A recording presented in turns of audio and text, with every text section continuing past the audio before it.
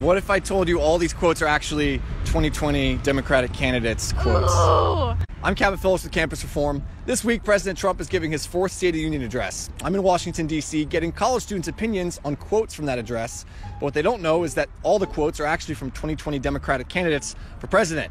Will that change their mind? Let's find out. The White House released an early transcript of the State of the Union. Going to get your reaction to a few of the more controversial quotes. Okay. Talking to black voters, trying to win their support, saying, quote, "The other side is going to put y'all back in chains." What do you think of that one? That's inappropriate. That should not be spoken like that.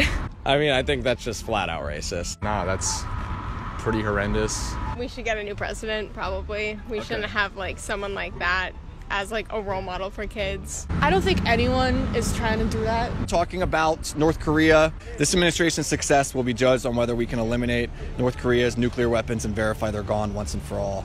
Well, that sounds very threatening, as if we're going to be executing him completely. That it's warmongering, and I also think that there's other things to focus on with North Korea than just nuclear weapons. I think it would be warmongering, but also it's just a part of his rhetoric to assert dominance and assert American exceptionalism, things like that. So it doesn't really surprise me that he said something like that. Knowing him, he's very irrational. And, yeah. I'd say slightly inaccurate. Next up, talking about inner city violence and gun violence, saying, quote, "Those kids think they're going to get killed anyway because all their friends are getting killed. They just don't have any long-term focus or anything. It's a joke to have a gun. It's a joke to pull the trigger to them." Yeah, so, I mean, he's saying that because these are communities of people of color. It's not even veiled racism, it's just racism. That's flat out ridiculous and very just not appropriate language, I feel like. Oh, what? I think that's pretty unrealistic. To kind of put all the blame for gun violence on those kids and not the people who are manufacturing them and the people who are selling them is an issue in and of itself. I feel like that's really belittling to the people in those areas to say, oh, they don't care, when there are many people who are trying to better their situation. Next up, talking about Israel-Palestine, obviously hot button issue for a lot of people. Quote, "When Palestine and Hamas put rocket launchers next to hospitals and schools, they're using civilians to protect their military. I believe Israel has a right at that point to defend itself." What's your take? I think he needs to use more peaceful language, and I think it needs to be taken care of in a more peaceful, diplomatic way. I'm very pacifist, so I really don't support war, so I don't support any of that at all. Using that kind of language is very charged.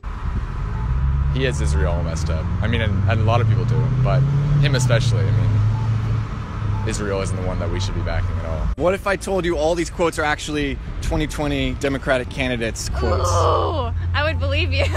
They are. Interesting. Is that surprising? Yeah. These are actually all quotes from Democratic candidates in 2020. Oh, interesting. What do you think of that? I don't know. What if I told you these are actually all quotes from Joe Biden, Elizabeth Warren, and other really? Democrat candidates? Who said the chains one? Joe Biden.